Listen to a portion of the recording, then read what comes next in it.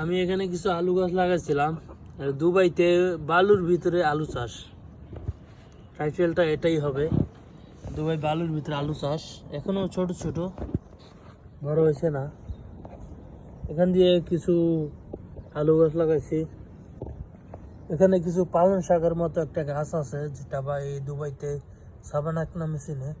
সেগুলা বেশি করে লাগাইছি, এই পাতার অনেক দাম, তো এগুলো কাজে লাগানো যায়। এখানে কিছু আছে, এটাকে বলে বিটরুট, ও ছোট্ট একটু দেখা যায় লাল। এখানে কয়েকটা আছে, আর এখানে কয়েকটা পিস লাগাইছি শখ করে। এগুলো নিজেদের খাওয়ার জন্য না আর কি, এইভাবে শখ করে লাগাইছি যাতে পরবর্তীতে হলে সুন্দর দেখা যায়। এখানে 2-3টা রসুন আছে, তো পুরো ক্ষেত এটা ছোট্ট করে।